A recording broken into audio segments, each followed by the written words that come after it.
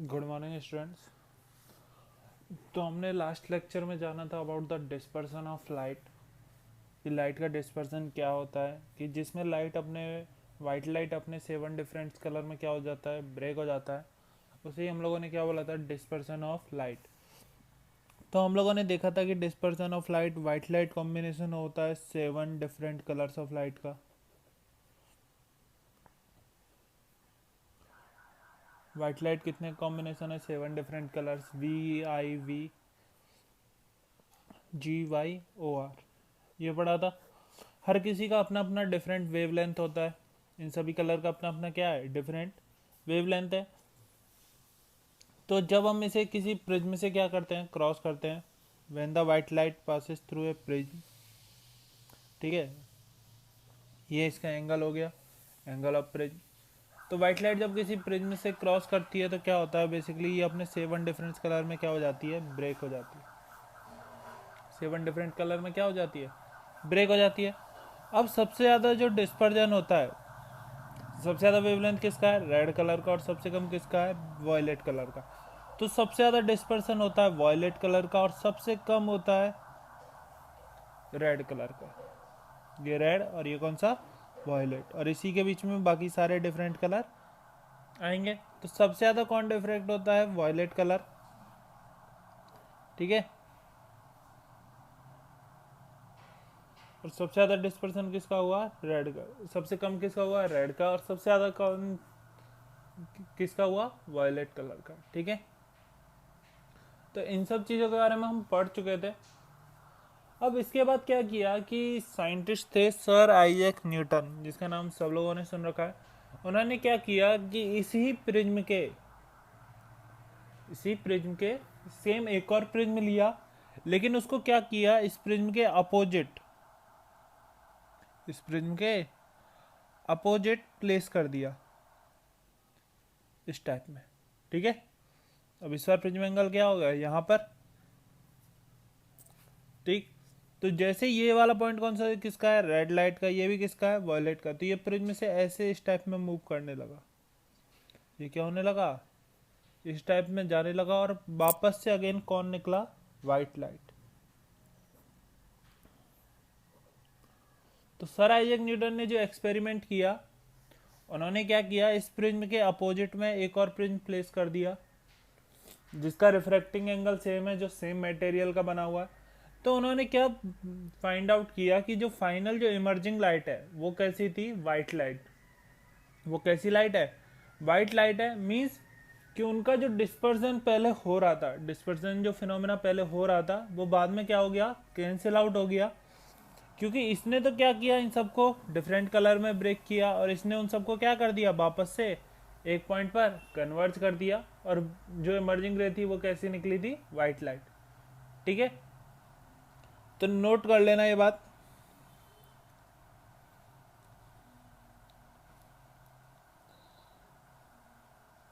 ठीक है। तो मैंने लिखा दिया था VIV विवग्योर, डिफरेंट वेवलेंथ होती है। मैक्सिमम डिस्पर्सन होता है किसका, वॉयलेट कलर का, और मिनिमम किसका होता है, रेड कलर का। तो ये नोट कर लेना, तो मैक्सिमम जो डिस्पर्सन होगा वो किसका होता है, वॉयलेट कलर का, और मिनिमम जो होता है डिस्पर्सन वो किसका रहता है, रेड कलर का। कि रेड कलर सबसे कम चेंज हो पाया, और वायलेट कलर सबसे ज़्यादा क्या हो गया, डिफ्रैक्ट हो गया, ठीक है। इसके बाद नेक्स्ट लिखना, sir Isaac Newton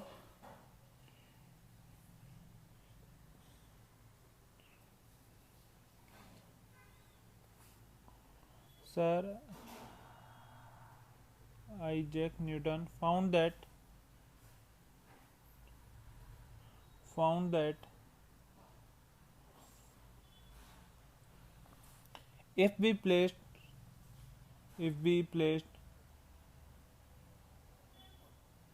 in another prism if we placed an another prism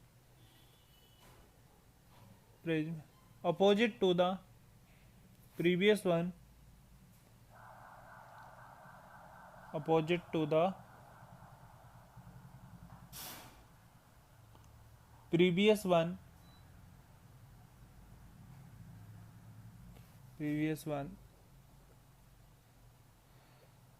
then the dispersion process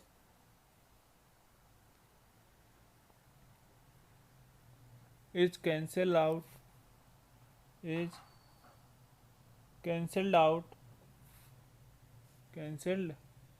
out and emerging light is white light. Emerging light is white light. ठीक है। तो सर आइजैक न्यूटन ने किसके लिए किया था? Prism के लिए किया था। कि उन्होंने क्या किया कि पहले उन्होंने देखा कि ऐसे अपने अपने डिफरेंट कलर में व्हाइट लाइट क्या हो रहा है, डिस्पर्स हो जा रहा है।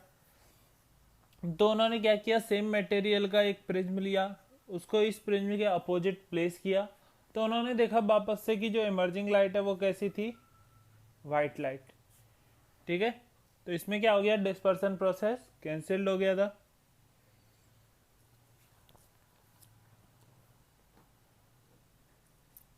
नेक्स्ट लिखो, phenomena related to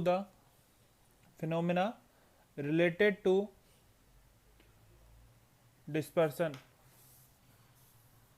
phenomena related to dispersion. ठीक है।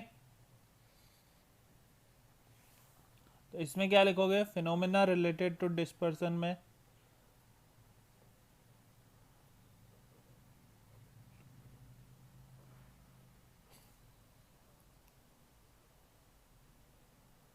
इसमें लिखोगे रेनबो फॉर्मेशन।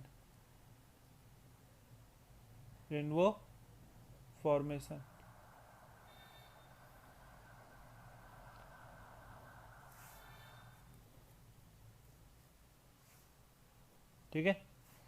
तो बेसिकली क्या होता है कि जब हम देखते हैं कि रेन बारिश हो रही होती है, उस टाइम पर क्या होता है, एटमॉस्फेयर में कुछ ड्रॉप्स रिमेन रह जाती है। एटमॉस्फेयर में क्या होती है, कुछ ड्रॉप्स रिमेन रह जाती है। और जब सन से आने वाली लाइट इन ड्रॉप से क्रॉस करती है, तो ये ड्रॉप्स एक प्रिज्म की तरह बिहेव करते हैं। ये ड्रॉप्स किसकी तरह बिहेव करते हैं, प्रिज्म की तरह बिहेव करते हैं। और ये व्हाइट लाइट को क्या कर देते हैं, 7 डिफरेंट कलर में क्या कर देते हैं, डिस्पर्स कर देते हैं। व्हाइट लाइट को क्या करते हैं, 7 डिफरेंट कलर में क्या कर देते हैं, डिस्पर्स कर देते हैं। और इसी की वजह से हमें क्या होता है, रेनबो दिखाई देता है। इसी की वजह से क्या होता है, हमें रेनबो दिखाई देता है। तो इसमें लिखना, इन atmosphere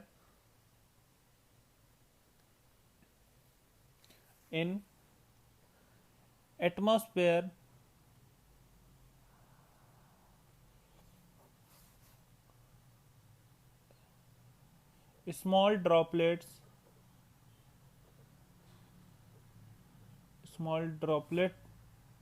of water behaves like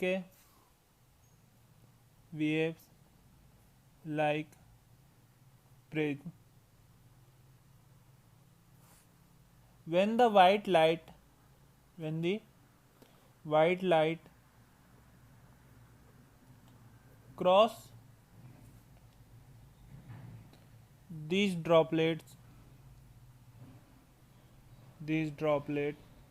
then white light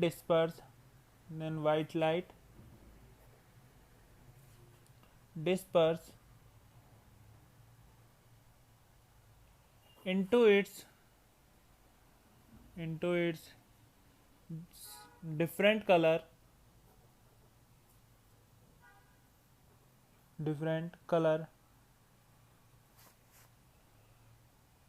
due to which rainbow formation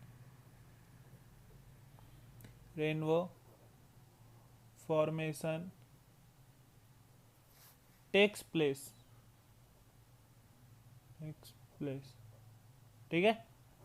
तो रेनबो का फॉर्मेशन क्या होता है, क्योंकि जो एटमॉस्फेयर में जो ड्रॉपलेट्स होती हैं वो किसकी तरह बिहेव करती है, प्रिज्म की तरह बिहेव करती हैं, और जब इनसे वाइट लाइट क्रॉस करती है तो उसका क्या हो जाता है, डिस्पर्सन हो जाता है। ठीक है, तो उसका जब डिस्पर्जन हो जाएगा तो वो क्या होगी, 7 डिफरेंट कलर में क्या हो जाती है, ब्रेक कर जाती है।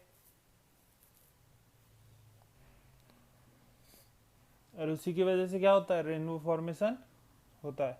ठीक है, इसके बाद नेक्स्ट लिखो एटमॉस्फेरिक रिफ्रैक्शन।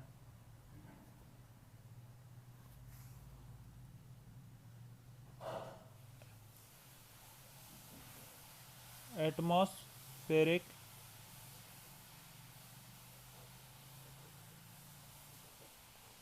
रिफ्रैक्शन।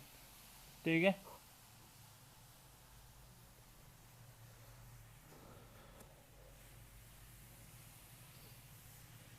तो अब देखो एटमॉस्फेरिक रिफ्रैक्शन में क्या होता है बेसिकली, कि यदि हम बात करें एटमॉस्फेयर का, तो एटमॉस्फेयर में लेयर होती हैं।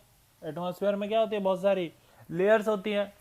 तो यदि हम इन लेयर का बात करें तो इन लेयर में ऊपर की जो लेयर रहेंगी गैस की, इन सब में क्या पाई जाती है, डिफरेंट टाइप्स ऑफ गैस पाया जाता है एटमॉस्फेयर में।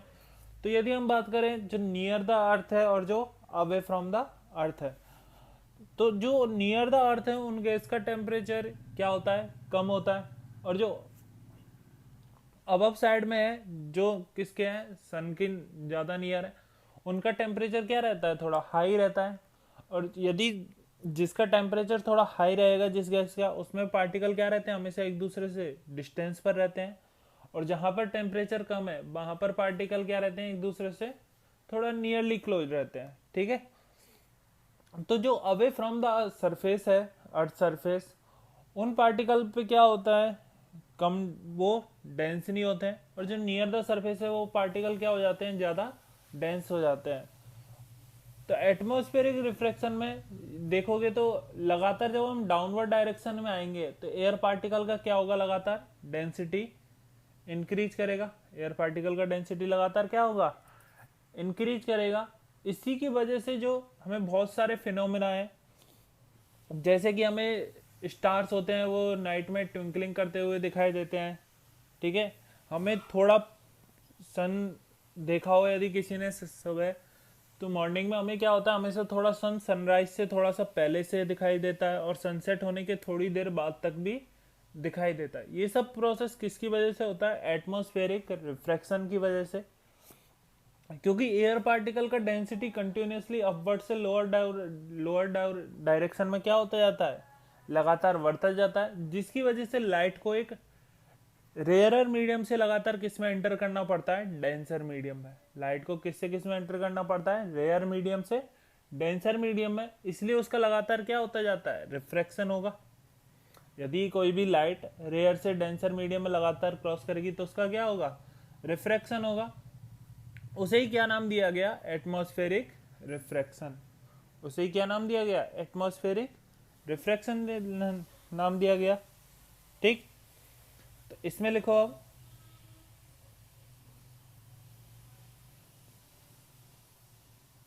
The temperature of the air, temperature of the air away from earth surface, away from earth surface is greater than,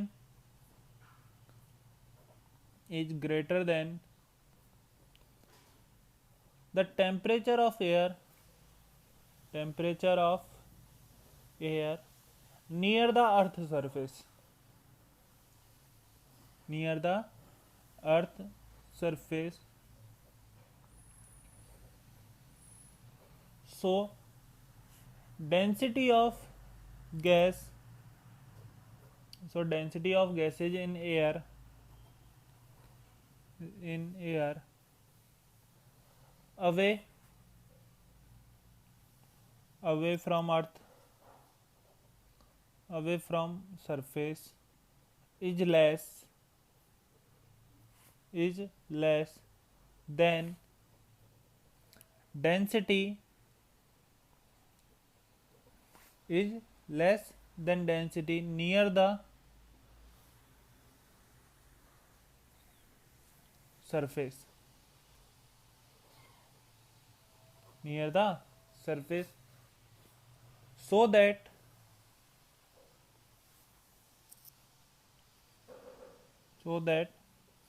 when the light pass through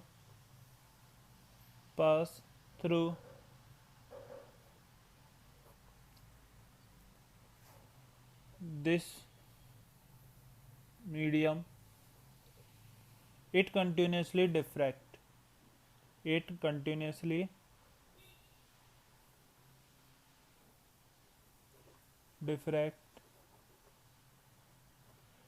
and it is known as atmospheric refraction.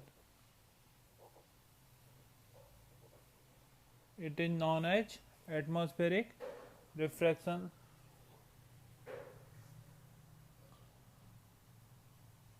अब यदि बात करोगे atmospheric refraction के example क्या है, तो twinkling of star, advance sunrise and delayed sunset. ठीक है, तो एग्जांपल भी लिख लेना, ट्विंकलिंग ऑफ स्टार। एग्जांपल क्या लिखोगे, twinkling of star.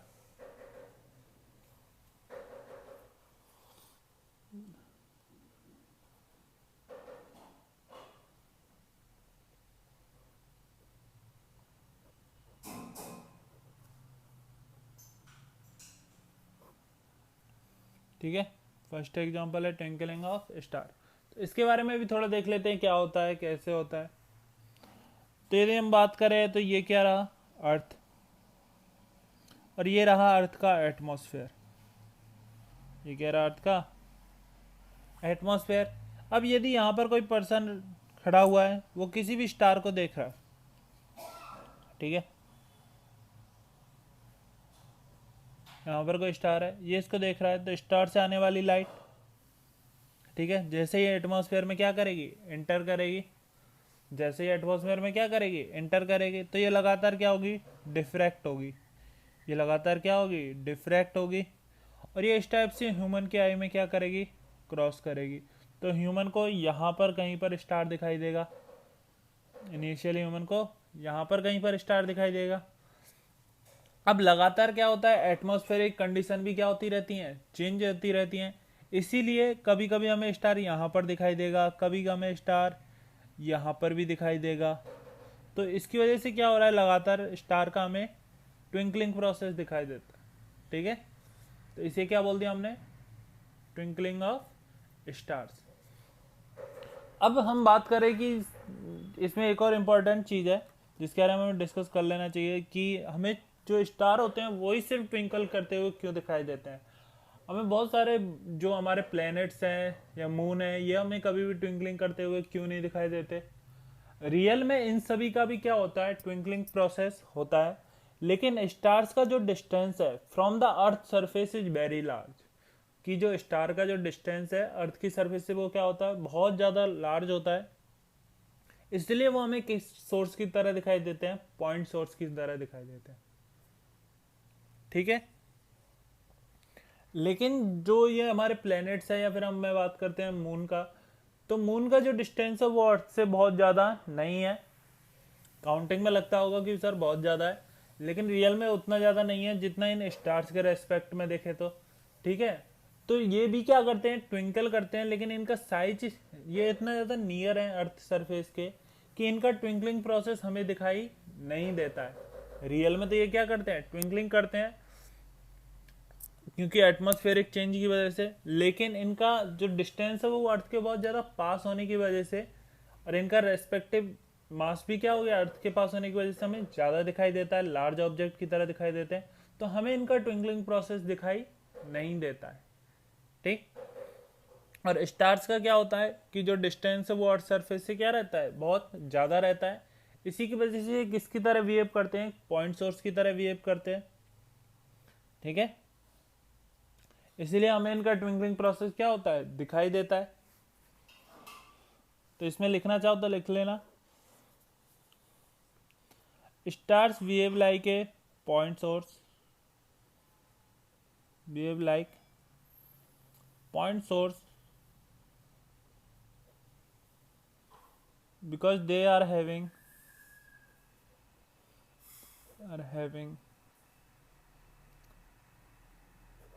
large distance from the earth surface, from the earth surface,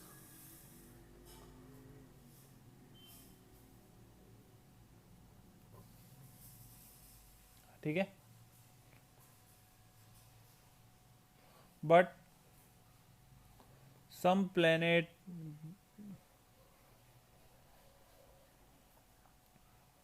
moon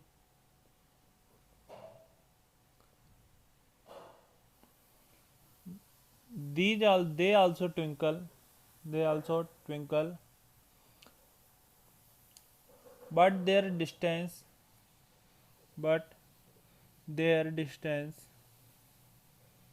from the earth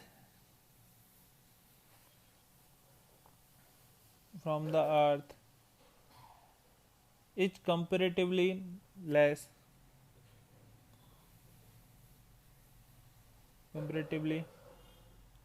less than stars, so they act as large object,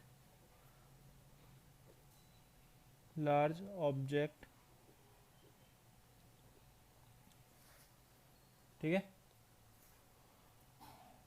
So it seems like that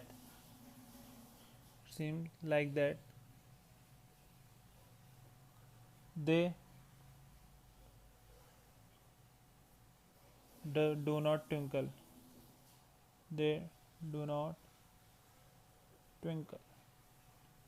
ठीक है, हो गया. Stars के बारे में कि stars क्यों होते हैं. तो स्टार्स किसकी तरह वर्क करते हैं, पॉइंट सोर्स की तरह वर्क करते हैं. उनका डिस्टेंस अर्थ के सरफेस से बहुत ज़्यादा रहता है, लेकिन मून और ये सब हमें ट्विंकल करते हुए दिखाई नहीं देते क्योंकि उनका डिस्टेंस अर्थ के डिस्टेंस से बहुत कम रहता है. हम उन्हें लार्ज ऑब्जेक्ट मान लेते हैं. ठीक है, चलो. तो देखो, advance sunrise and delayed sunset, ये अर्थ है. ये अर्थ का क्या हो गया, एटमॉस्फेयर. तो यदि हम इधर से एटमॉस्फेयर में मतलब यहाँ से यहाँ जाएंगे तो लगातार क्या हो रहा है, एयर पार्टिकल का डेंसिटी इंक्रीज हो रहा है. ये क्या है, हॉरिजॉन. तो सन से चलने वाली रे इस टाइप में कुछ जाएगी, कैसे, ऐसे ही कुछ होगा. रियल में तो इसको ऐसे जाना चाहिए, लेकिन जैसे ये केस में एंटर करेगी, ये एंटर करेगी इन द एटमॉस्फेयर, तो ये लगातार क्या होगी, डिफ्रैक्ट होगी. ये लगातार क्या होती जाएगी, डिफ्रैक्ट होती जाएगी. और ये कुछ इस टाइप में यहाँ पर ह्यूमन की आई पर आएगी, तो उसका इमेज अब ह्यूमन को क्या लगेगा कि यहाँ पर कहीं पर सन प्रेजेंट है. ठीक है, तो इस टाइप में होगा. तो इसीलिए हमें सन हमेशा है ना सनराइज से 2 मिनट पहले तक और सनसेट के भी 2 मिनट बाद तक दिखाई देता है. ठीक है, तो याद रखना, इसका भी रीजन क्या है कि जब लाइट एटमॉस्फेयर को क्रॉस करती है तो उसका लगातार क्या होता है, डिफ्रैक्शन होता है. इसी की वजह से जो सनराइज और वो सनसेट है उसका टाइमिंग रियल टाइमिंग से क्या होता है, 2 मिनट पहले और 2 मिनट बाद तक. तो इसमें लिख लेना, due to atmospheric diffraction, due to atmospheric diffraction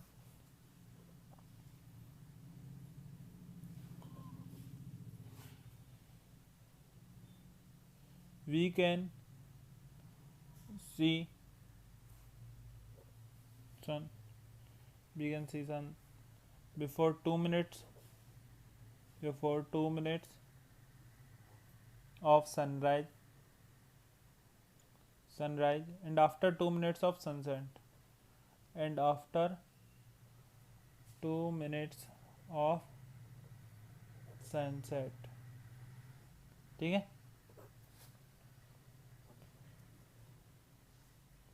note कर लेना. कर लिया. चलो ठीक। नेक्स्ट लिखो स्कैटरिंग ऑफ लाइट। नेक्स्ट क्या लिखोगे? Scattering of light.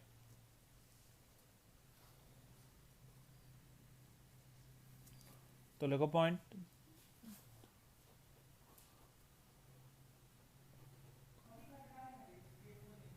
Scattering of light.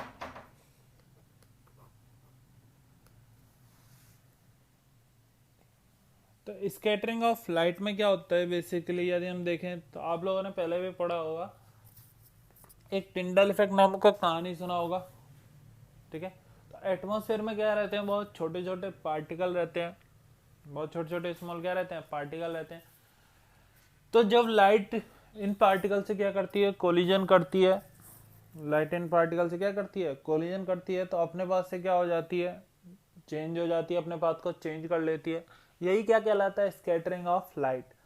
लेकिन क्या होता है बेसिकली, लाइट है वो कॉम्बिनेशन होता है 7 डिफरेंट कलर्स का। लाइट क्या होता है, कॉम्बिनेशन ऑफ 7 डिफरेंट कलर का। तो जिस टाइप के पार्टिकल से स्कैटर होगा, यदि उस पार्टिकल का साइज वेवलेंथ ऑफ लाइट से मैच करता है, तो वो उस लाइट को क्या कर देगा, स्कैटर कर देगा। अदरवाइज वो इसको स्कैटर नहीं कर पाएगा। इसलिए आप लोगों ने देखा होगा कि जो स्काई, हमेशा जो स्काई का कलर है वो ब्लू दिखाई देता है। हमेशा स्काई का कलर क्या होता है, ब्लू दिखाई देता है, ठीक है। और इसी की वजह से हमें जो सनराइज, सन का कलर है वो सनसेट और सनराइज के टाइम रेड दिखाई देता है। इसी की वजह से क्या होता है, सन का कलर सनराइज के टाइम और सनसेट के टाइम क्या होता है, रेड दिखाई देता है, ठीक है। ये किसकी वजह से, स्कैटरिंग ऑफ लाइट की वजह से, ठीक है। तो इसमें नोट करो, there are small tiny, there are tiny particles, there are many tiny particles, many tiny particle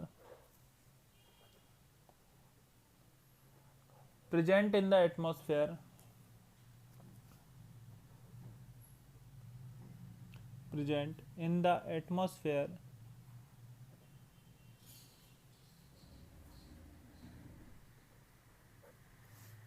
due to which,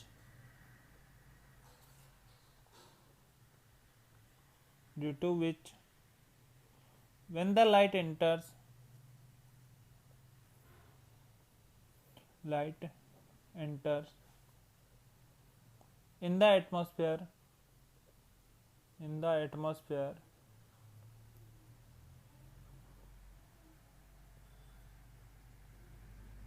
it collide,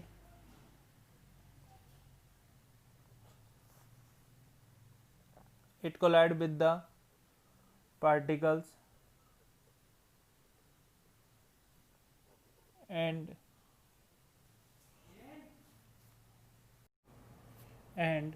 reflected by the, and reflected by the particle, by the particle, this gives, this gives the rise of Tyndall effect, Tyndall effect,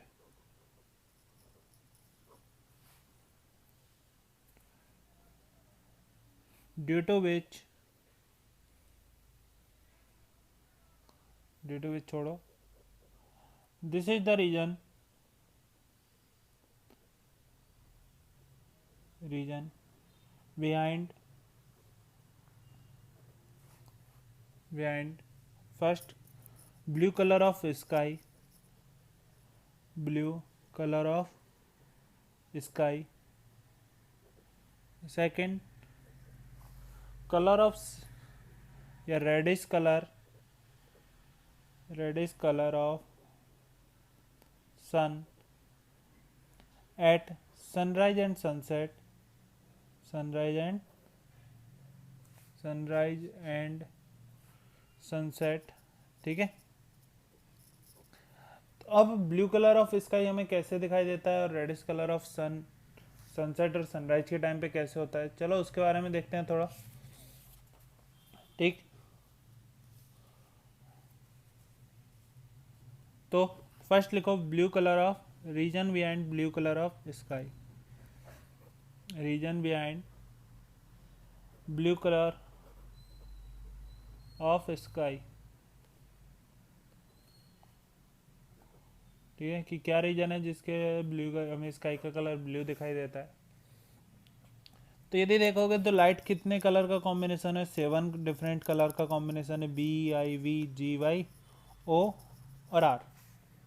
ठीक है, और जो हमेशा होती है wavelength जिसे हम lambda से रिप्रेजेंट करते हैं रेड कलर का, वो होता है अप्रोक्सीमेटली 1.5 1.6 टाइम्स, ठीक है, टाइम्स ऑफ ब्लू कलर। किसका? ब्लू कलर का होता है। ठीक, तो जब लाइट वेव एटमॉस्फेयर में एंटर करती है तो जो स्मॉल स्मॉल पार्टिकल होते हैं, जो स्मॉल पार्टिकल होते हैं उनका जो साइज होता है वो किसके अप्रोक्स इक्वल होता है? The size of the small particle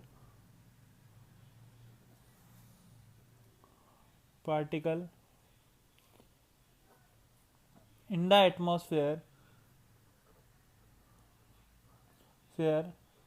is approx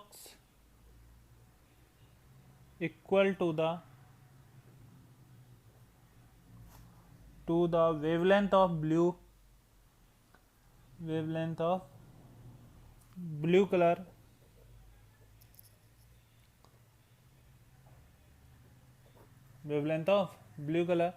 So when the light scattered by these particle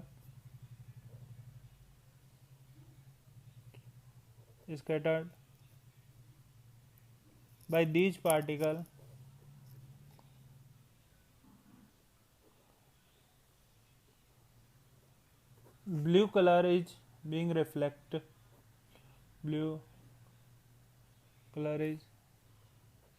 being reflected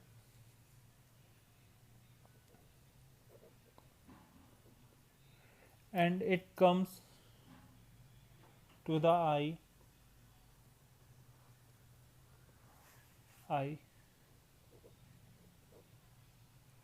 due to this color of sky is blue. Color of sky is blue. ठीक है,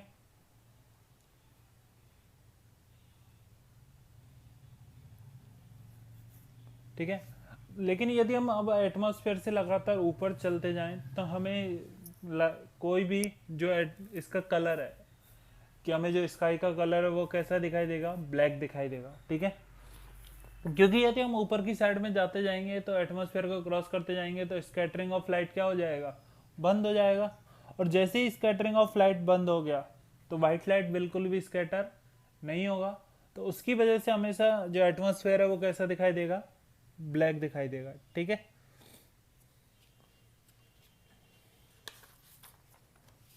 तो next लिखना when we move away from the earth atmosphere when we move away from the earth atmosphere when we move away from the earth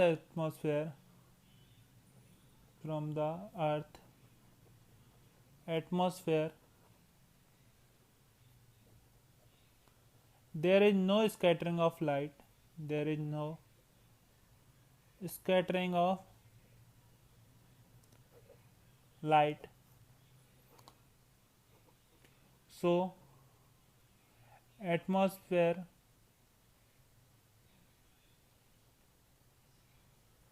looks dark.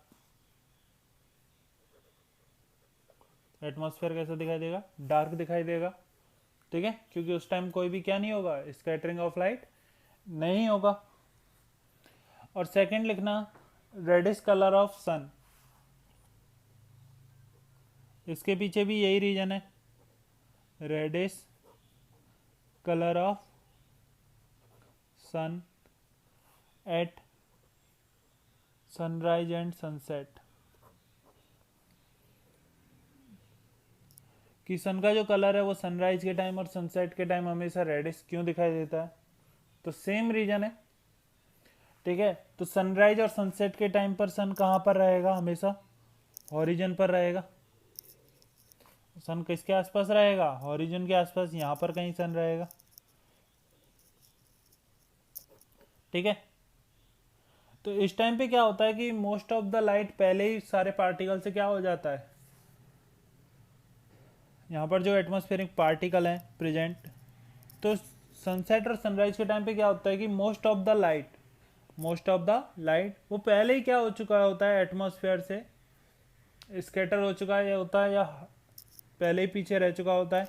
तो जो हमारी आंखों तक light enter करता है, तो हमारी आंखों तक जो लाइट एंटर करता है वो कौन सा कलर का रह जाता है, सिर्फ रेड का, क्योंकि रेड का क्या होता है, वेवलेंथ हमेशा बहुत ज़्यादा रहता है। रेड का वेवलेंथ क्या होता है, ज़्यादा रहता है।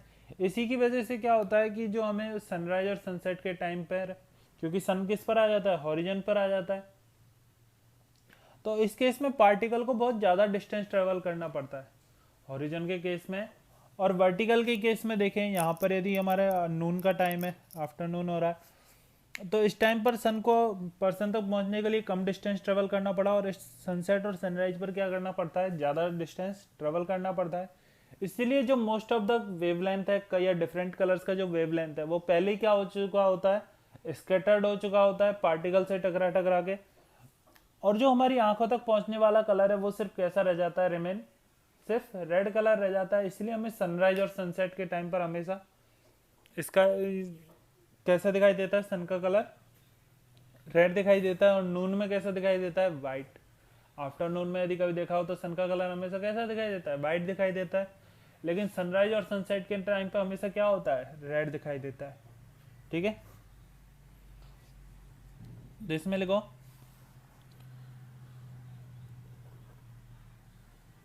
distance traveled by the light, distance traveled by the light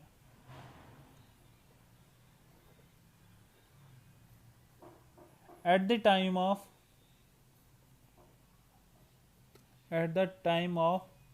sunrise or sunset, sunrise or sunset is greater than distance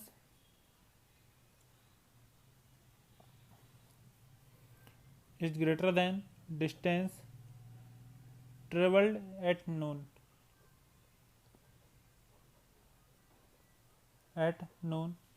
so most of the light,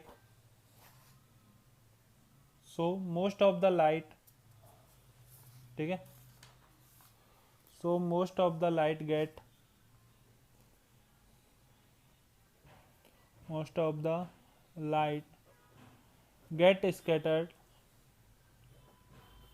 scattered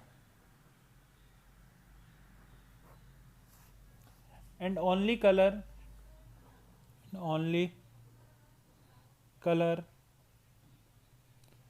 of light remain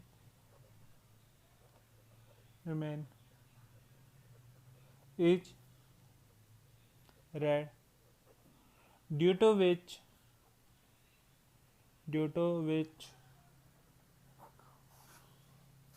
at sunrise or sunset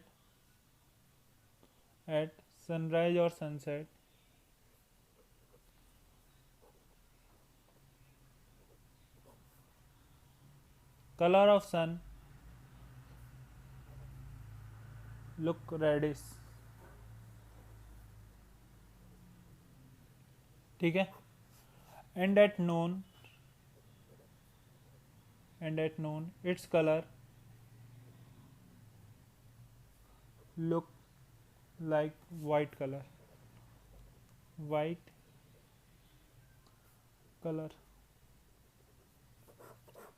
ठीक है, हो गया। तो अब समझ में आ गया सन का कलर क्यों सनसेट और सनराइज के टाइम पे रेड होगा, आफ्टरनून में हमें क्यों वाइट दिखाई देता है। ब्लू कलर ऑफ स्काई किसकी वजह से होता है, यदि हम हाइट पर ऊपर जाएंगे तो हमें एटमॉस्फेयर डार्क दिखाई देगा। ठीक है, इसी में हम लोग एटमॉस्फेरिक रिफ्रैक्शन भी पढ़ लिए, twinkling of star, advance sunrise and sunset, delayed sunset. ठीक है, तो नेक्स्ट टॉपिक हम पढ़ेंगे अभी इसमें वो होगा अबाउट द आई, कि आई क्या होता है, आई में कैसे फंक्शन होता है, उसमें कौन कौन से पार्ट होते हैं मेन। फिर उसके बाद हम आई के डिफेक्ट के बारे में भी करेंगे। तो चलो स्टार्ट करते हैं। तो हम आज की क्लास में नेक्स्ट टॉपिक डिस्कशन करने वाले हैं अबाउट द आई। ठीक है, तो देखो आई का डायग्राम बनाया हुआ है मैंने, जिसमें मैंने कुछ इंपॉर्टेंट पार्ट आई के ड्रॉ किए हुए हैं। जैसे कि ये पार्ट क्या होता है, लेंस होता है, ये पुपिल होता है, ये पार्ट कॉर्निया होता है, यहाँ पर इसका रहता है आइरिस, ये होता है सिलेरी मसल, ये होता है इसका पीछे का पार्ट रेटिना, और यहाँ से ये किसके थ्रू कनेक्ट हुआ रहता है, ऑप्टिक नर्व के थ्रू कनेक्ट हुआ रहता है। इसी के बीच में जो आई का यहाँ पे जो एक लिक्विड या जेली टाइप जो फिलअप रहता है वो रहता है विट्रियस चैम्बर का। ठीक, तो ये डायग्राम आप बुक से नोट कर लेना about the diagram of eye, और उसमें जो जो इम्पोर्टेंट चीज़ें हैं, lens, pupil, cornea, iris, ciliary muscle, retina, optic nerve, जिनके बारे में हमें थोड़ा थोड़ा स्टडी करना है कि इनका वर्क फंक्शन क्या होता है, ये क्या काम करते हैं। ठीक है, तो चलो आई के बारे में डिस्कशन स्टार्ट करते हैं। तो यदि हमें किसी भी चीज़ को कम्प्लीटली देखना है, यदि हमें किसी भी चीज़ को देखना है, तो उसके लिए जो बॉडी का सबसे ज़्यादा इम्पोर्टेंट पार्ट है, सेंसिटिव पार्ट, वो कौन सा होता है, आई। क्योंकि क्या होता है, किसी भी ऑब्जेक्ट का इमेज हमारे कहाँ पर फॉर्म होता है, एक पार्ट बोलते हैं जिसे हम क्या बोलते हैं, रेटिना। तो आई में सबसे ज़्यादा इम्पोर्टेंट पार्ट है जहाँ पर इमेज फॉर्म होता है वो क्या होता है, रेटिना।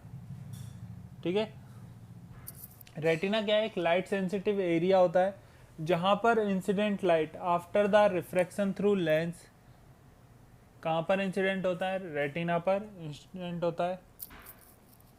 ये लाइट जिस पार्ट से इंटर करता है, ये लाइट जिस पार्ट से इंटर करता है उस पार्ट को हम क्या बोलते हैं, कॉर्निया।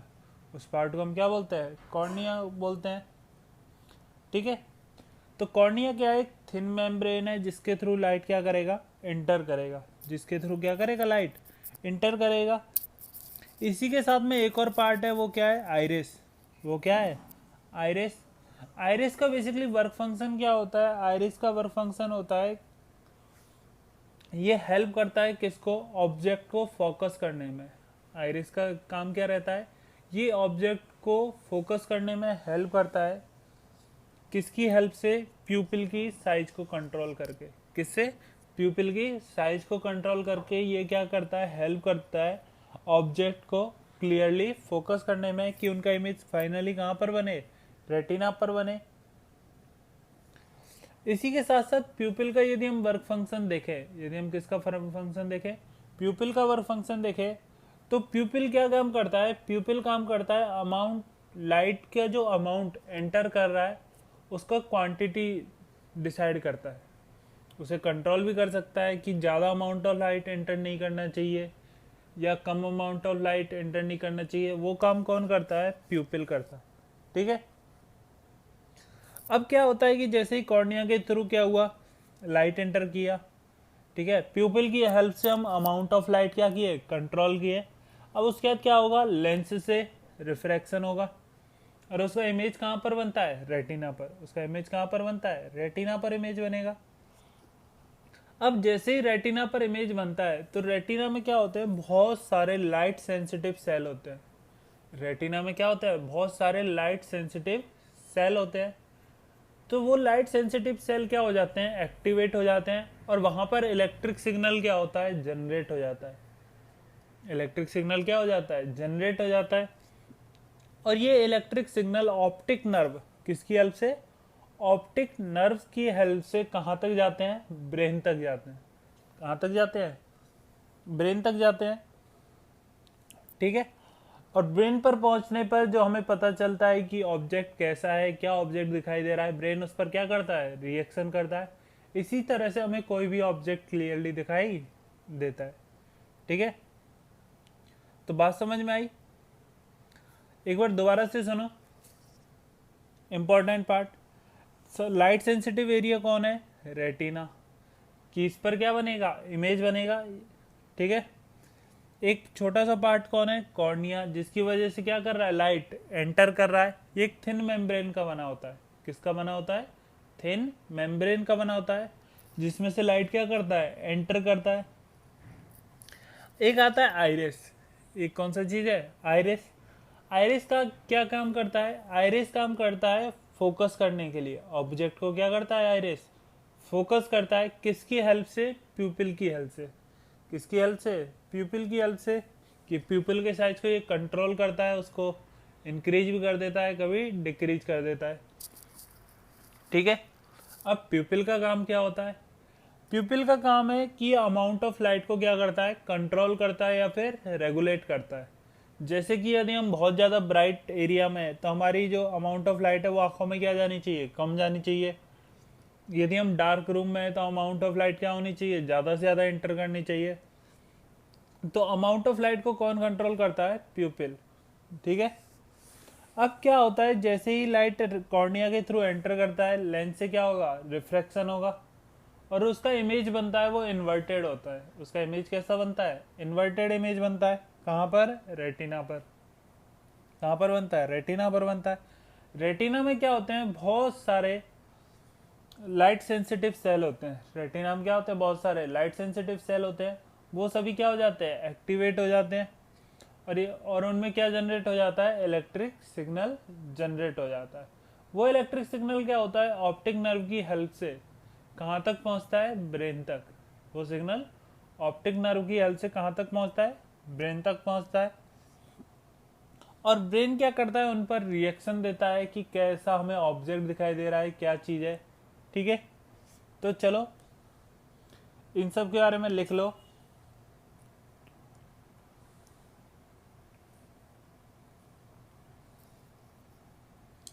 तो इसमें लिखना स्टार्ट करो। Eye is the very sensitive, eye is the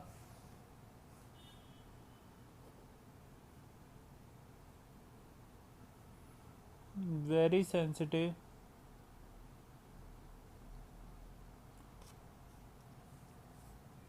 I the very sensitive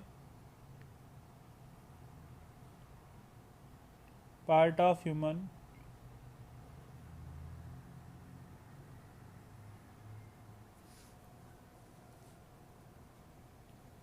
very sensitive part of the human which helps which help which helps to figure out the distinct object, ठीक है। इसके help से हम क्या कर सकते हैं? बहुत सारे डिफरेंट डिफरेंट टाइप के ऑब्जेक्ट है, उनके हम फाइंड आउट कर सकते हैं या उनको देख सकते हैं, ठीक है।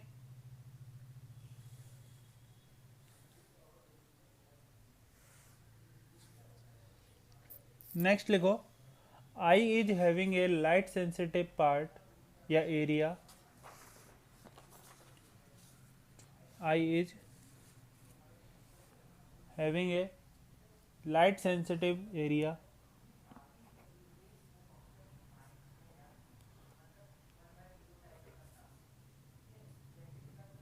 light sensitive area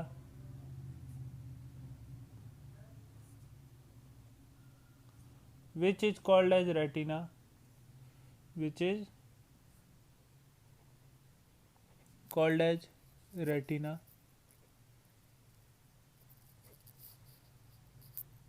where the image of any object is formed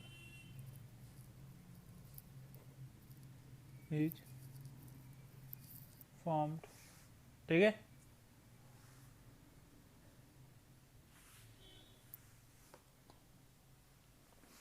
next लिखो, light enters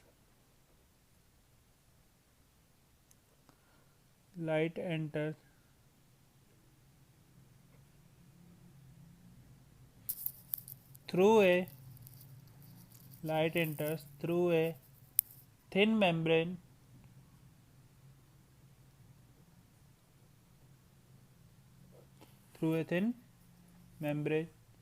which is called as cornea, जिसे हम लोग क्या बोलते हैं, कॉर्निया बोलते हैं। ठीक है, इसके बाद नेक्स्ट लिखो about iris.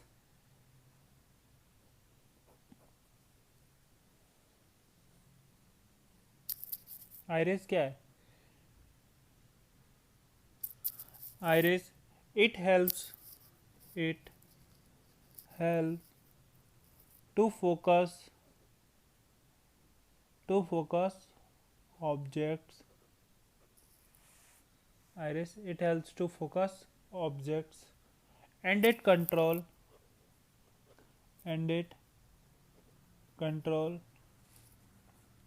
size of the people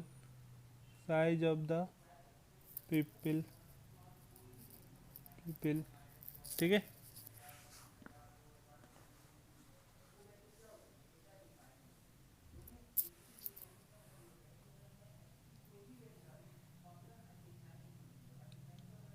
next people के बारे में देखो, इट रेगुलेट और कंट्रोल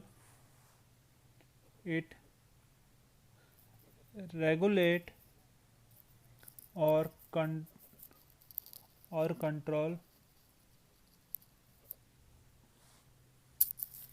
amount of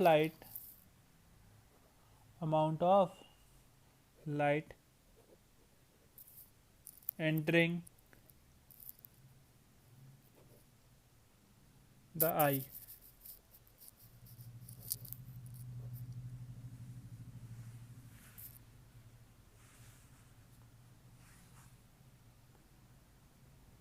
ठीक है, तो हम लोगों ने किस किस का काम देख लिया, रेटिना का देख लिया, कॉर्निया के बारे में पढ़ लिया, आइरिस, पिपिल, 4 के बारे में पढ़ चुके।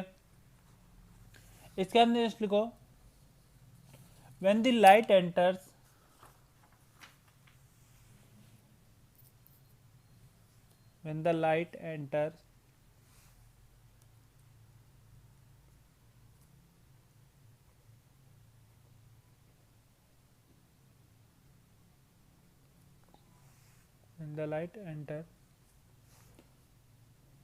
through cornea,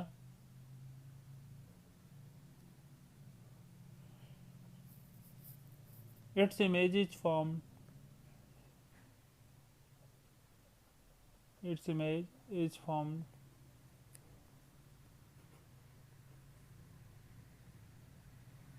on the retina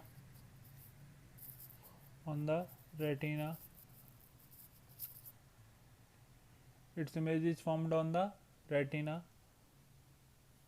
which is real or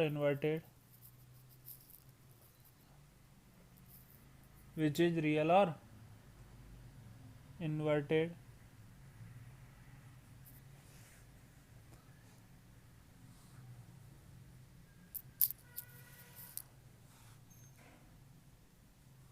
ठीक है। नेक्स्ट लिखो, retina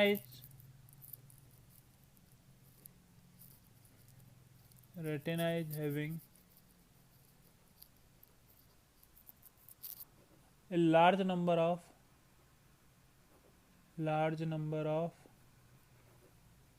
light sensitive cell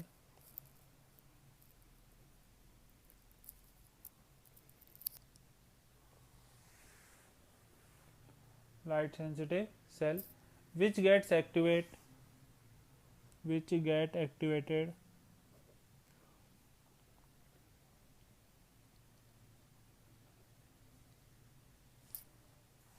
and generate electric signal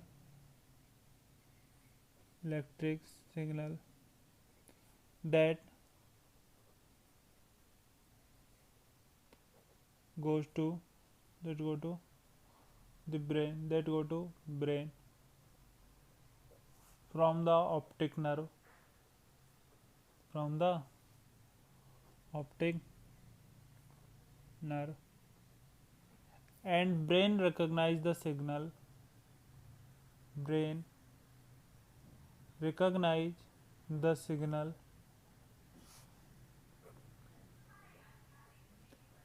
and identify the object. Identify the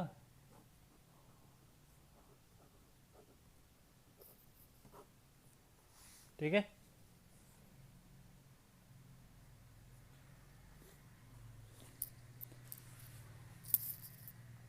तो ये पता चला कि हमें कैसे ब्रेन किसी भी ऑब्जेक्ट को क्लियरली पता करता है।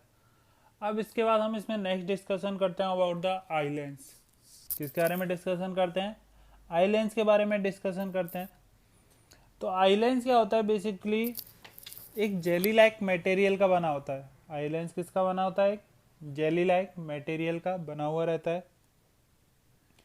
और इसका जो कर्वेचर है, क्योंकि यदि हम रियल में देखें तो हम आई की हेल्प से बहुत पास का ऑब्जेक्ट और एक इनफाइनाइट डिस्टेंस तक का भी ऑब्जेक्ट को क्लियरली देख सकते हैं।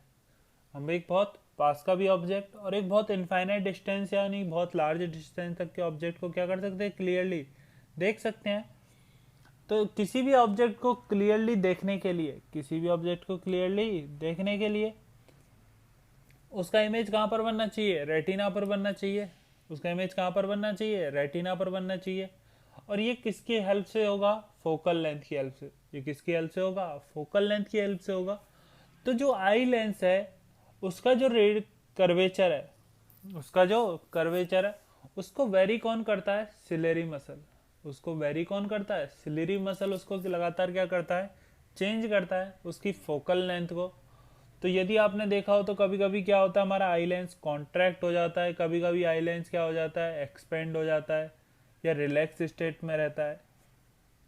ठीक है, तो ये सब किसकी हेल्प से किया जाता है? सिलेरी मसल की हेल्प से किया जाता है।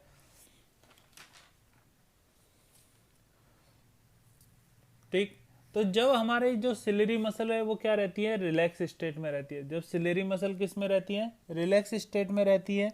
तो हमारा लेंस कैसा होता है? थिन होता है। लेंस कैसा होता है? उस टाइम पर थिन रहता है। और उस टाइम पर जो फोकल लेंथ रहती है वो क्या रहती है? हाई। उस टाइम पर जो फोकल लेंथ रहती है वो क्या रहती है? हाई रहती है। उसी की वजह से हम क्या कर पाते हैं? जो लार्ज डिस्टेंस पर यदि कोई ऑब्जेक्ट है हम उसे क्लियरली सी कर पाते हैं। हम उसे क्या कर पाते हैं? क्लियरली देख पाते हैं। ठीक है, और यदि कोई डिस्टेंस हमारे पास आ जाता है, यदि कोई डिस्टेंस हमारे बहुत ज़्यादा पास है, तो उसी टाइम पर क्या होता है? सिलेरी मसल क्या करती है? कॉन्ट्रैक्ट करती है।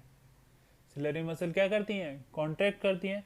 उनकी वजह से क्या होता है? जो आई लेंस है वो कैसा हो जाता है? थिक। आई लेंस कैसा हो जाता है? थिक हो जाता है। और उसका फोकल लेंथ क्या हो जाता है? डिक्रीज। उसका फोकल लेंथ क्या हो जाता है? डिक्रीज हो जाता है। और यदि फोकल लेंथ डिक्रीज हो गया तो हम पास वाले ऑब्जेक्ट को क्लियरली देख पाते हैं।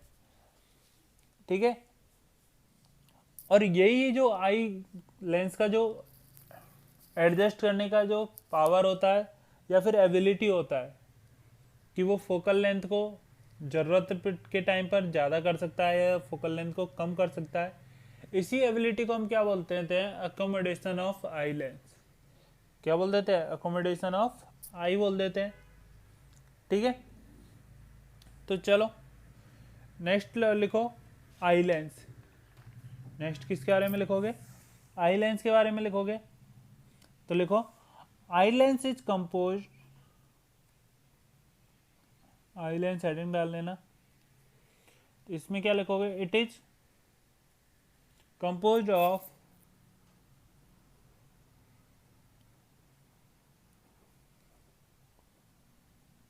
fibrous on and jelly like material, jelly like material। ठीक है, its curvature, its curvature can be modified,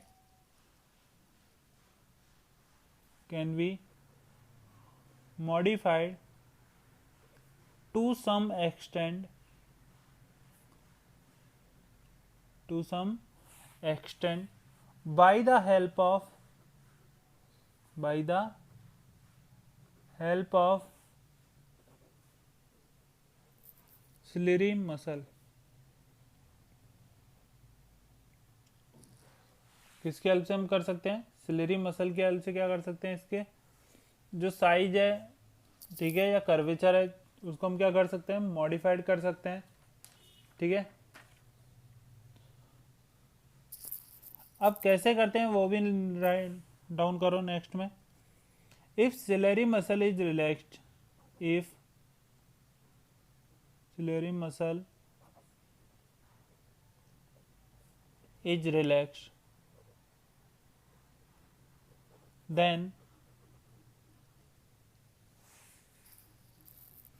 then lens become thin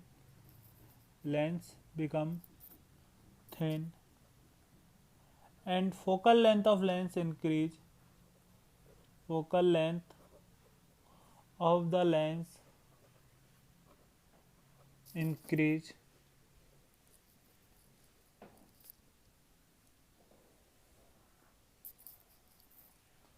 Due to this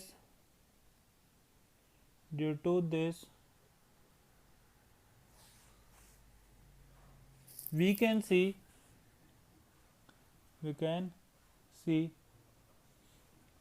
large distance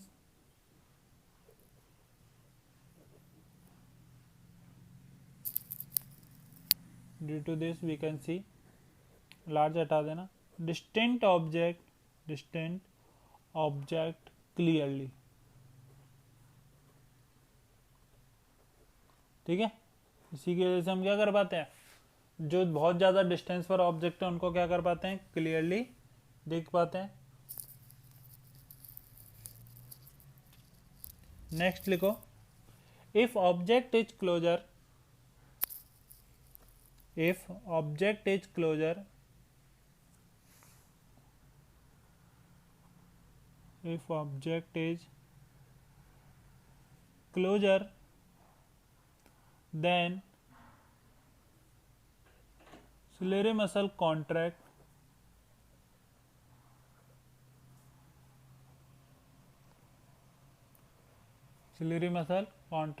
due to which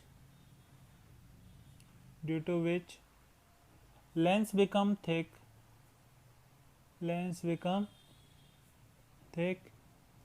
and focal length of the lens decrease,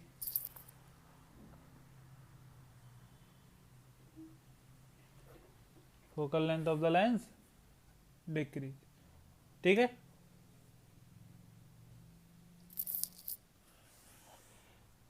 इसका next लिखो, this ability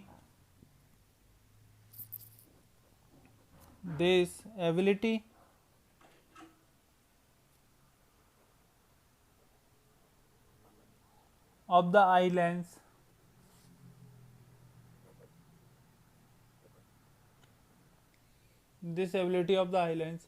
to adjust its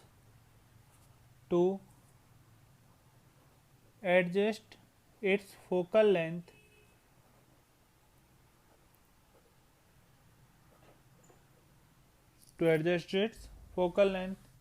is called as accommodation of eye. इसे क्या बोला जाता है? Accommodation of I.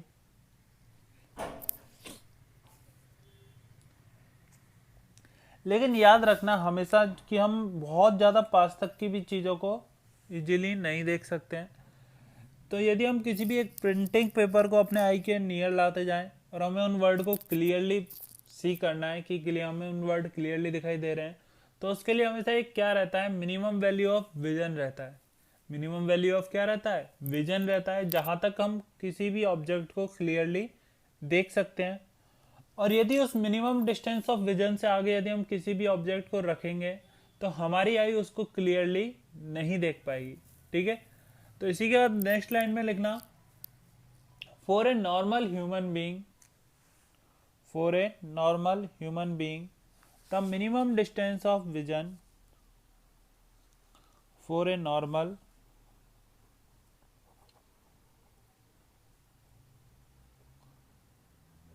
Human, minimum distance of vision, minimum distance of vision is 25 centimetre. कितना रहता है? 25 सेंटीमीटर। और जो मैक्सिमम डिस्टेंस है वो कहाँ तक हो सकता है? इनफाइनाइट तक।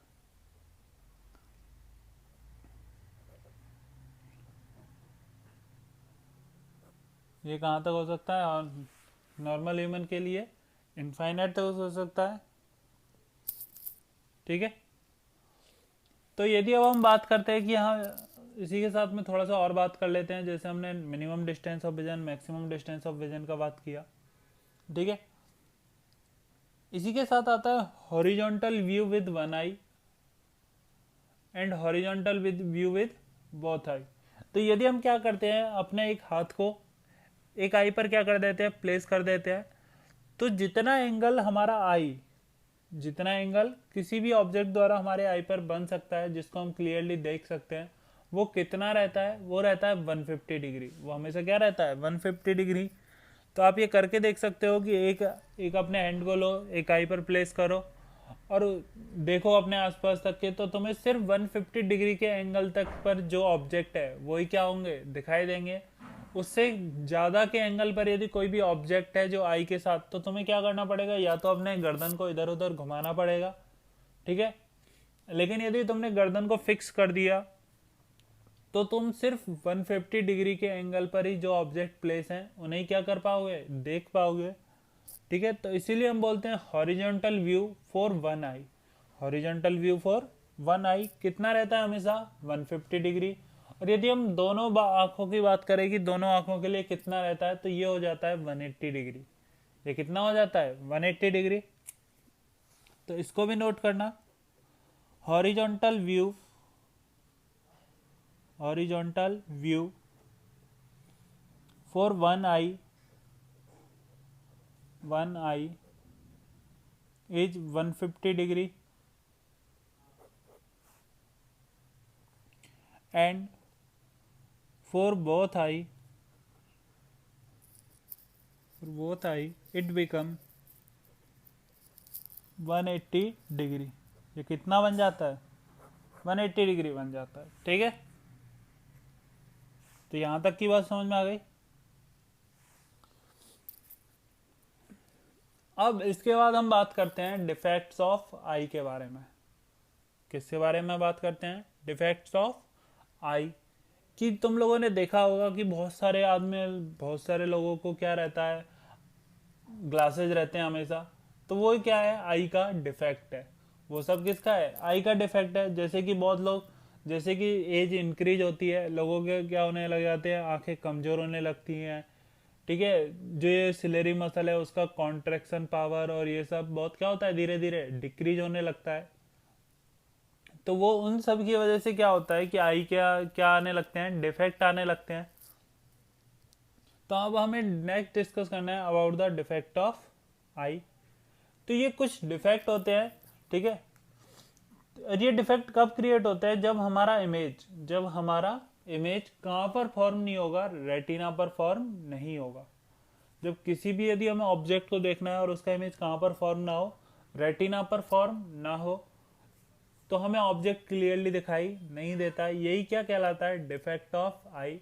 इसमें हमें 3 डिफेक्ट के बारे में पढ़ना है। पहला मायोपिया, दूसरा हाइपरमेट्रोपिया और थर्ड है परसोपिया।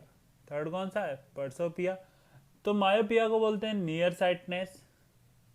मायोपिया को क्या बोलते हैं? Near sightedness. इसमें जो इमेज का फॉर्मेशन है वो बिफोर द रेटिना होता है। मायोपिया में क्या होता है? Near sightedness. क्या बोलते हैं? क्योंकि जो इसमें इमेज का फॉर्मेशन है वो हमेशा क्या होगा? बिफोर द रेटिना फॉर्म होगा। ठीक है। सेकंड आता है हाइपरमेट्रोपिया। सेकंड कौन सा आता है? हाइपरमेट्रोपिया। इसमें जो इमेज का फॉर्मेशन है वो अवे फ्रॉम द रेटिना होता है। ठीक है, यहां तक बात समझ में आ गया। अब परसोपिया में क्या होता है कि इंसान को हॉरिजॉन्टल और वर्टिकल लाइंस के बीच में डिफरेंशिएट नहीं कर पाता है, तो इसको हम क्या बोलते हैं? परसोपिया बोलते हैं। ठीक, तो नेक्स्ट लिखो डिफेक्ट्स ऑफ आई या defects of vision. Defects of eye, bracket में विजन भी लिख लेना, and their correction, and their correction. ठीक है, तो फर्स्ट लिखो मायोपिया, जिसे और क्या बोल सकते हैं? Near sightedness, near sightedness. ठीक है, तो बेसिकली इसमें जैसे बताया था अभी कि इसमें होता क्या है कि जो इमेज है वो बिफोर द रेटिना फॉर्म होता है। तो यदि हम सपोज करते हैं ये आई है, ठीक है, मैं बहुत अच्छा डायग्राम अब नहीं बना रहा हूँ। यहाँ पर कोई लेंस है आई, यहाँ पर आई का लेंस है। ठीक है, तो ये क्या आ रही है? इनफाइनाइट से रे आ रही है। ठीक है, ये प्लेस कौन सा है? रेटिना। यहाँ पे से ऑप्टिक नर्वस जा रहा है। तो यदि इमेज बिफोर द क्या फॉर्म होता है? Retina.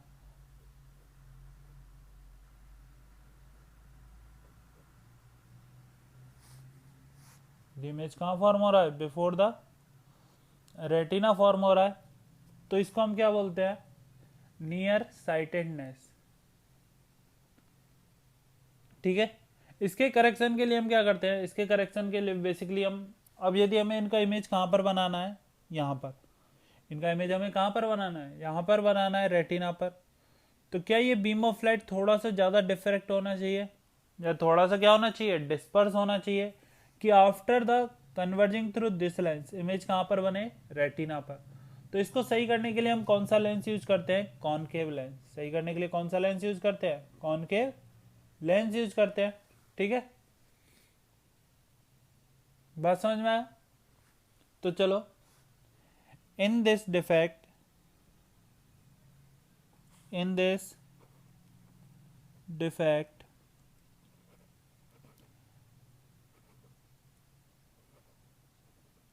the image of any object, the image of any object is formed before the retina, before the retina,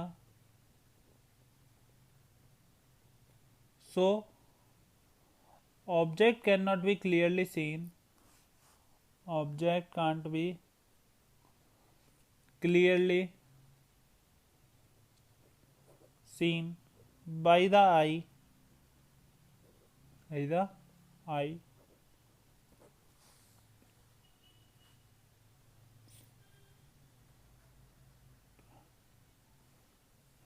To remove, next लिखना correction. To remove this defect,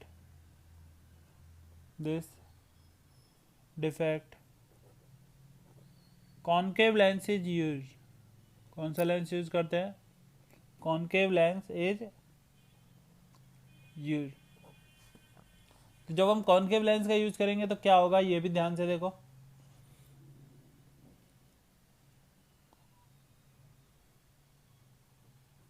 ठीक है,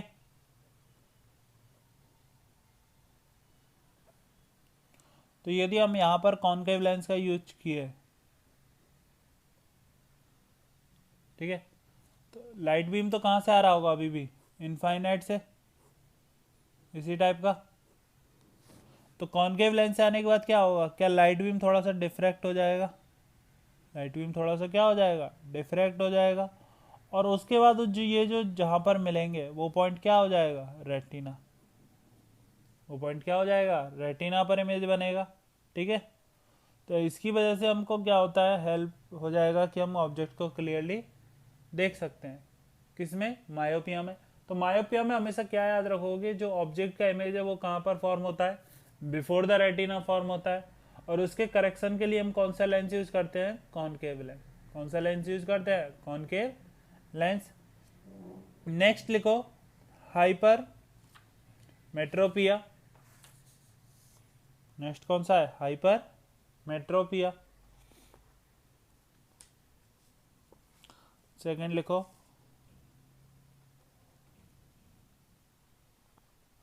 hyper मेट्रोपिया। ठीक, तो इसमें क्या होता है, इस डिफेक्ट में जो इमेज फॉर्मेशन है वो अवे फ्रॉम द या आफ्टर द रेटिना होता है। इसमें जो इमेज फॉर्मेशन होता है वो कहाँ होता है, आफ्टर द रेटिना। तो इसमें लिख लेना, in this defect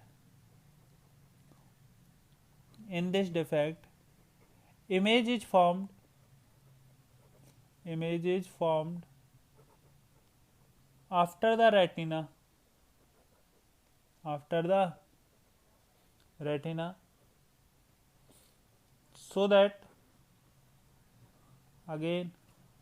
so that object can't be clearly seen by human eye। ठीक है, और इसके करेक्शन के लिए क्या करोगे,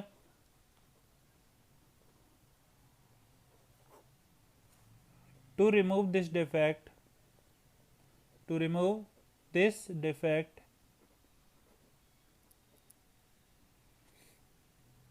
convex lens is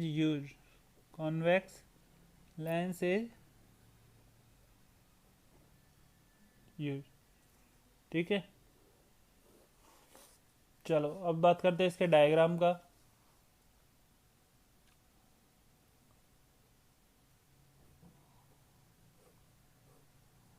यहाँ पर लेंस,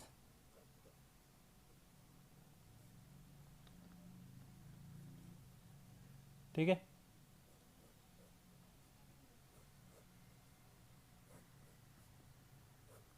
तो इसमें जो इमेज फॉर्मेशन है वो कहाँ हो रहा है, आफ्टर द रेटिना।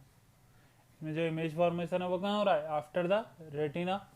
तो इसके लिए हमें क्या करना पड़ेगा, क्या इन रेज को यहीं पर कन्वर्ज करना पड़ेगा, इन रेज को क्या करना पड़ेगा, इसी पॉइंट पर कन्वर्ज करना पड़ेगा।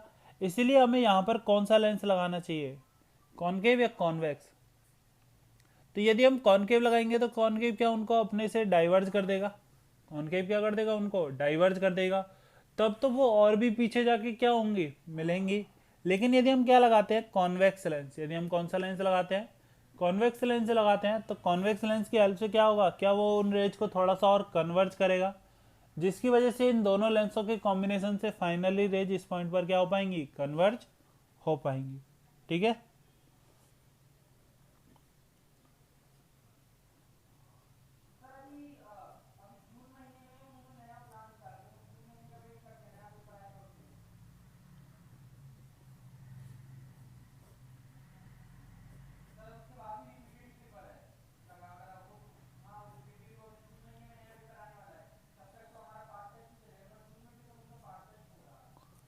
ठीक है, तो ये कौन सा लेंस है, कॉन्वेक्स लेंस। इसका नेक्स्ट लिखो, थर्ड डिफेक्ट, पर्स बायोपिया। थर्ड कौन सा लिखोगे, पर्स बायोपिया।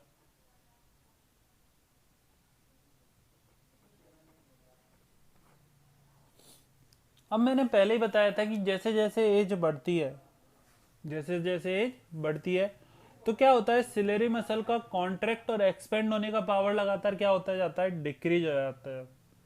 सिलेरी मसल का कॉन्ट्रैक्ट और एक्सपेंड होने का पावर क्या होता है, लगातार डिक्रीज होता जाता है। जिसकी वजह से क्या होता है कि लेंस पर वर्क फंक्शन क्या होता है, लगातार डिक्रीज होता है। लेंस पर वर्क फंक्शन क्या होता है, डिक्रीज होता है। इसी की वजह से यदि हम जनरली क्या होता है कि एज के साथ साथ लोग पास के ऑब्जेक्ट को क्लियरली नहीं देख पाते हैं। ज़्यादातर लोग क्या होता है कि पास का जो भी ऑब्जेक्ट रखा हुआ है उसे वो लोग क्लियरली नहीं देख पाते हैं। लेकिन कुछ कुछ लोगों में ये भी होता है कि कुछ कुछ लोग पास की चीज और जो डिस्टेंस पर ऑब्जेक्ट है उनको भी क्लियरली नहीं देख पाते हैं। कुछ लोग क्या होता है पास का ऑब्जेक्ट और उसी के साथ साथ में कोई दूर का ऑब्जेक्ट को भी क्लियरली नहीं देख पाते हैं।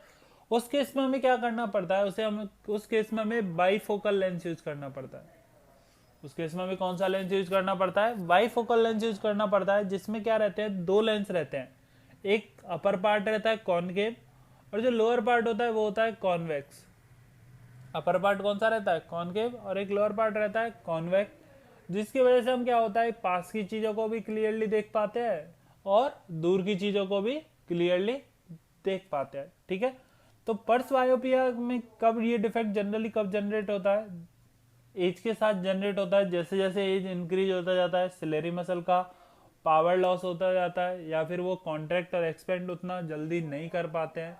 इसी के साथ जो लेंस है, हमारे जो लेंस है उस लेंस का भी पावर क्या होता है, डिक्रीज होते जाता है। ठीक है, तो इसमें क्या लिखोगे, this defect generate generally with age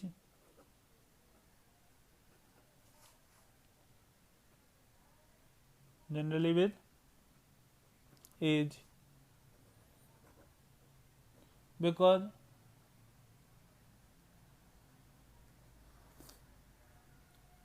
the power of the accommodation of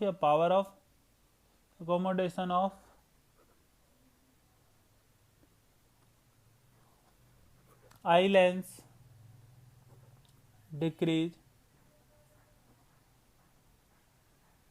due to which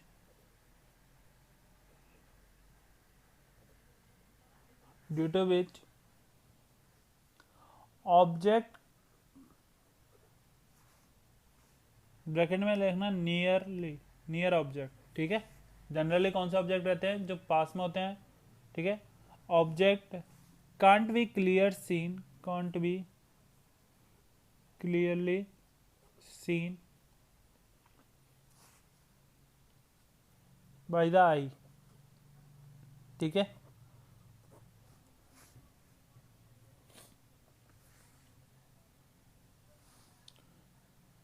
but sometime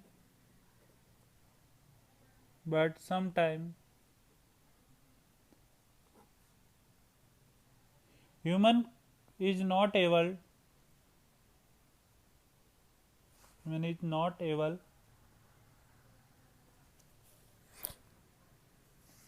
to see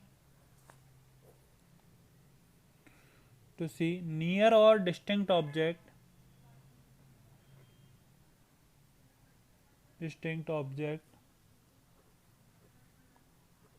clearly in this case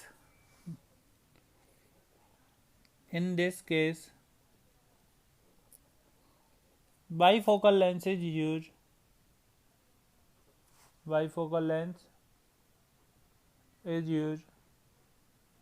in which one part is concave lens, one part is concave, and other part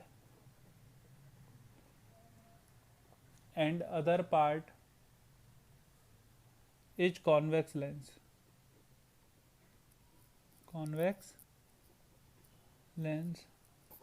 ठीक है, इसके साथ next ये भी लिख सकते हो, these defect can be removed by surgical method. ठीक है, हम इन सारे जो डिफेक्ट है इनको सर्जिकल मेथड से भी क्या कर सकते हैं, दूर कर सकते हैं। तो यहां पर ये टॉपिक क्या होता है, खत्म होता है।